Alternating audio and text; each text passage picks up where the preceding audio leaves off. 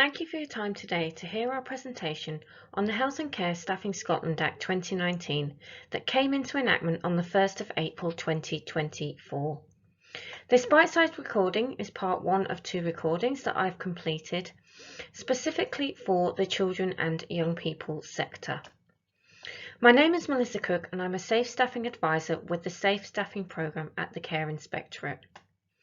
The Safe Staffing Programme was commissioned by the Scottish Government to support care services to prepare for the introduction of the new legislation. This is the first legislation in the UK to set out requirements for both health and care services. In this first recording, I will be covering the Act as a whole and Part 1.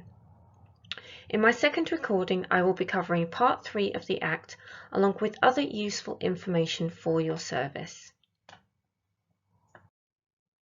Before we go any further, we believe in the Safe Staffing Programme it is important to recognise the realities facing social care as a sector at this time, but in particular the realities facing children and young people services. On screen you can see a selection of the challenges services face or could have faced. This is not an inclusive list by any means, but I am sure we could all spend a considerable amount of time discussing the challenges services are facing. The Care Inspectorate is very aware of how tough recruitment and retention continues to be for many services, and we are aware that staff morale can suffer because of one or more challenges listed here. Up to enactment, many services asked us questions about funding. There is a full Q&A section on our hub page that answers many questions we have been asked. However, in relation to funding, currently no regulations include funding, and this is the same for the Health and Care Staffing Scotland Act 2019. Funding is not something the Safe Staffing Programme can advise on. We fully understand that services and people will want to know how they will be funded, but that is not something we can answer in the Safe Staffing team, and the Care Inspectorate has no involvement in funding. So getting straight into the Health and Care Staffing Scotland Act, there are four parts to the Act which you can see on the screen. Part 1 affects the work of all services registered with the Care Inspectorate. These are the guiding principles which I will cover in this bite-sized recording. Part 2 is only applicable to services in the NHS, and these will not be covered. Part 3 is applicable to care services and relates back to the guiding principles of Part 1. There are also other elements to Part 3 that we will highlight to you in our second bite-sized recording. Chapter 3A is only applicable to care home services for adults, and I will touch on this very briefly in the next slide. Finally, Part 4 is the short part of the Act which provides the short name and the provision for the commencement of the Act. So there are no expectations from services or the Care Inspectorate written into this part of the Act.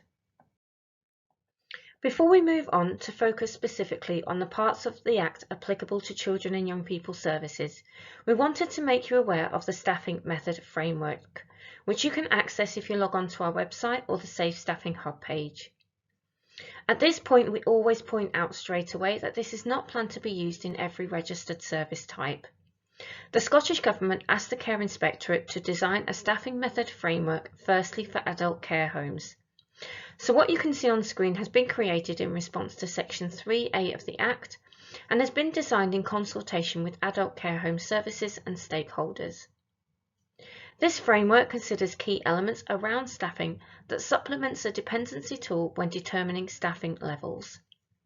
So there are two main reasons for me sharing this with you now.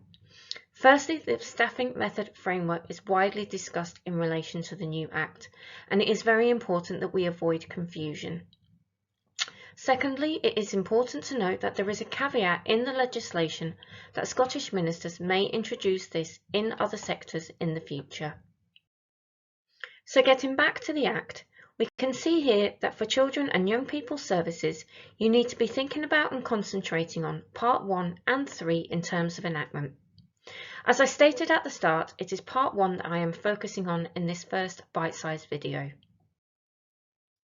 Before we move on to look at Part 1, we also like to visit what is meant by a care service, and specifically what care services this applies to. A care service is defined in the Health and Care Staffing Scotland Act 2019 as a service mentioned in Section 47 of the Public Services Reform Scotland Act of 2010. What you can see on screen here are the full list of services the 2010 Act covers. This includes adults as well as ELC and children and young people services. Now looking at Part 1. Part 1 of the Act tells us the guiding principles for health and care staffing, and these apply to all social care services. Part 1A of the Act states that the main purposes of staffing for healthcare and care services are to provide safe and high quality services and to ensure the best care outcomes for people who use those services. So the rest of the Act is about making these main purposes happen.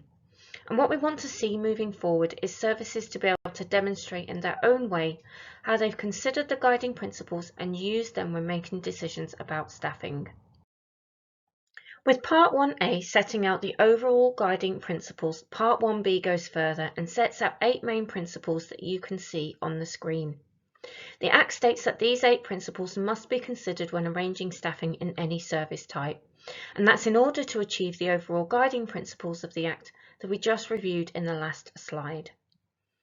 In my webinars, meetings and events, in person or online, we have supported the sector to look closer at these 8 guiding principles. We have also been encouraging all care services in their own teams with their staff at all levels to look closer at these 8 principles and identify areas of good practice that services are already doing or could do moving forward. We have a lot of information on our hub pages to facilitate these team discussions. And it's at this point I also want to revisit the statement that I made in the last slide, that these guiding principles are a guide, and it's how you use, demonstrate and evidence how you've met these guiding principles in your own way that we are looking for. The addition to current legislation is Guiding Principle 5, which is highlighted here, and this is the well-being of staff. It is important to note that the Act looks at the well-being of staff as a principle, insofar as it affects the 2 main purposes that we highlighted to you in Part 1A of the Act, to provide safe and high-quality services and to ensure the best care outcomes for service users. Your organisation may already have measures in place to consider staff well-being. Many services have access of support outside of their work, such as an employee assistance programme. Sometimes it's as simple as recognising the importance of taking 5 minutes out of your busy week to check in with each other. Over the last year, we have seen many great examples of how services are not only considering the well-being of staff, but how they are also evidencing staff well-being too. Examples such as well-being questionnaires, a 5-point scale that staff are asked to tick to say how their week has gone, have been shared with us. Often staff told us discussing well-being and supervision, or simply having their manager have an open door policy went a long way to supporting and evidencing how staff well-being is considered. The important thing services should be aiming for is that staff feel safe to raise issues without fear of retribution, and that there is a culture of service improvement rather than blaming individuals. And remember, the focus is on staff well-being insofar as it affects the main purposes of the Act. After looking at Part 1 of the Act and the 8 guiding principles, we believe it is very important to visit the Promise Scotland and consider how the new Act interlinks with the Promise. This image shows the 5 foundations the Promise is based on. Voice is the first, and in keeping this area of the Promise, this states that children and young people must be listened to. This is involving them meaningfully and appropriately when decisions are being made about their care.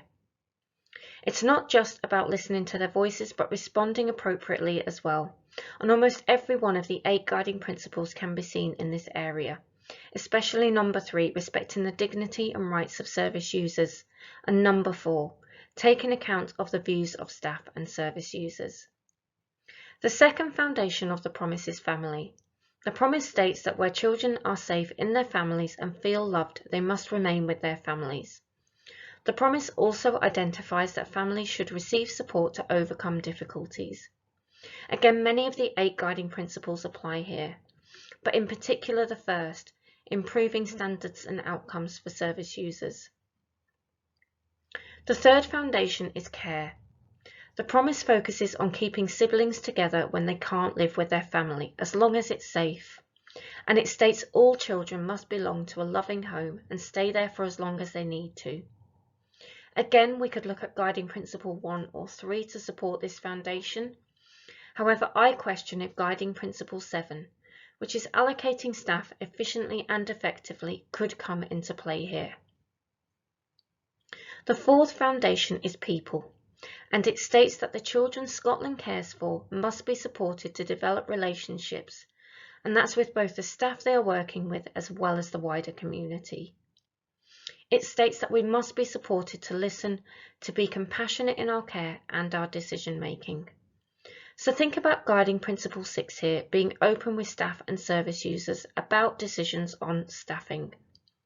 But it's not just the guiding principles that applies to the promise in terms of the Health and Care Staffing Scotland Act 2019.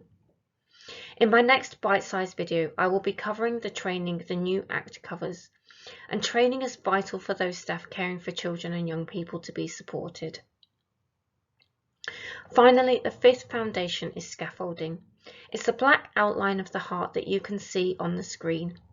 It brings together all of the foundations and keeps them together.